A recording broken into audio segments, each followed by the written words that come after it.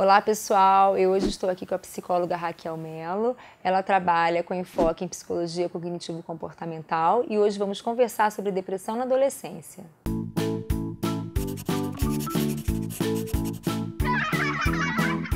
Raquel, a gente saiu de um mês onde a gente falou muito de depressão, né? Você escreveu um capítulo de livro, vai lançar agora, daqui a pouquinho, sobre depressão na adolescência. E eu queria que você falasse um pouquinho, né, sobre isso. Acho que é um assunto que merece, né, toda a relevância, toda a atenção, toda a luz, porque a gente sabe como tem aparecido no consultório adolescentes com essa demanda, né, e que a gente precisa cuidar. Verdade. Bom, primeiro agradecer, né, a presença aqui. Dia 8 de novembro a gente está lançando o livro Interfaces do Adolescente e meu capítulo é sobre depressão na adolescência. E assim, eu começo falando, né, nesse capítulo, inclusive, sobre a campanha que a gente teve da Organização Mundial de Saúde, alguns anos atrás, voltada para o público adolescente sobre depressão. Essa campanha, ela fala sobre, é chamada de Let's Talk, ou seja, vamos conversar. Por quê, né? Porque hoje um grande gap que a gente tem com os adolescentes é a questão do diálogo. E a depressão, por si só, já é um tema muito, vamos dizer assim, pesado. Tem um tabu ainda, né, Raquel? Muito. Para o adulto já é um tema muito pesado, já é um tema muito difícil falar sobre isso.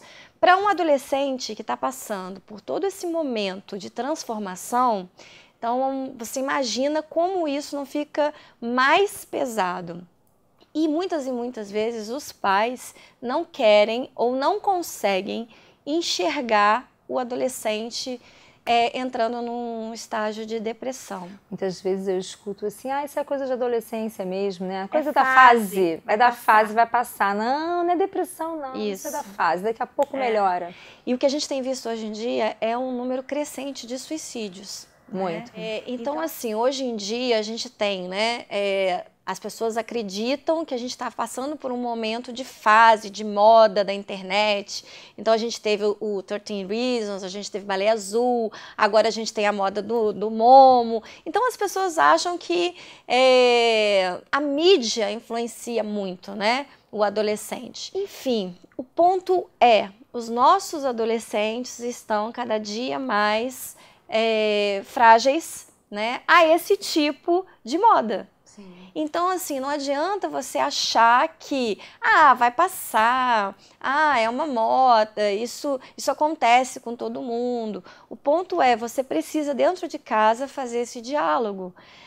Seja por meio de 13 Reasons, seja por Momo, seja o que for, o adolescente precisa de você. Ele precisa do acompanhamento, ele precisa do diálogo, ele precisa do familiar junto a ele para que ele possa passar esse momento. O que eu percebo, Raquel, existe uma resistência do adulto em aceitar, depois uma resistência em levar o adolescente para o tratamento e depois de abraçar o tratamento junto com o adolescente, porque às vezes também leva, mas assim, agora toma com psicólogo, toma com psiquiatra, vocês cuidem dele, eu já fiz a minha parte. Isso é muito importante que você falou agora, Carla, porque assim, os pais muitas vezes levam o adolescente até o consultório e entregam o adolescente como se fosse algo que fosse ser consertado para o psicólogo. Então assim, olha, eu estou entregando meu filho e eu quero ele de volta. Sim. Bem, aperta aqui, ali, onde não tá. Só que assim, na clínica, tanto infantil quanto na clínica do adolescente, a gente precisa dos pais. Então, assim, os pais são figuras essenciais dentro do tratamento. E os pais participam do tratamento do adolescente junto com o adolescente. Sem essa parceria não funciona. Não funciona. E o que a gente tem visto muitas pessoas que dão um remedinho, né? E olha, tá bom.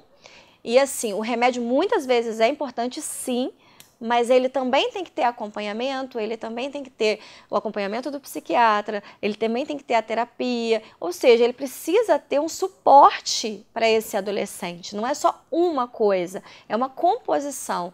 E ele precisa da família. Eu acho que uma coisa interessante, Raquel, é porque quando o adolescente está em atendimento, né, essa família também vai receber suporte, vai receber orientação, porque muitas vezes são necessárias mudanças na rotina, na forma de se relacionar com aquele adolescente, e o profissional vai poder dar esse suporte para a família também, né? A gente, na parte de terapia cognitiva comportamental, que é a abordagem que eu trabalho, a gente fala muito de psicoeducação. Então, assim, a psicoeducação, ela é a base para que a gente possa fazer um trabalho de excelência com o adolescente, com os pais, com a família, porque o trabalho de mão única não funciona, né? Eu sempre falo assim, é um trabalho de muitas mãos. É o trabalho do terapeuta, é o trabalho, às vezes, do psiquiatra, é o trabalho do pai, da mãe, do avô, da avó, ou seja, de quem faz parte da família daquele adolescente. Escola da também. escola, com certeza, da escola. Muitas vezes aparecem fatores na escola que levam esse adolescente para o consultório. Um fator que, por exemplo, tem acontecido muitas vezes, principalmente nas meninas, é a automutilação. Então, cada vez mais frequente. Cada vez mais frequente. O último contato que eu tive, uma criança de 12 anos, né? E se automutilando.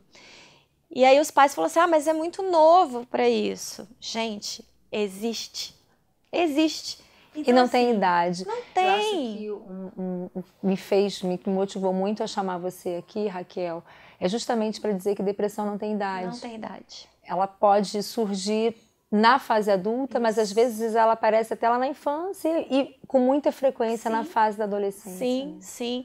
O adolescente, ele acaba ficando mais sucinto, porque é susceptível em função do momento que ele tá passando, né? Sim. Mas depressão não tem idade. A gente tem desde da criança até a terceira idade. Terceira idade, exatamente. Né? Porque assim, as pessoas às vezes falam assim, no consultório principalmente, eles falam, não, mas eu já tô muito velho para isso. Não tem idade, não tem cor, não tem sexo.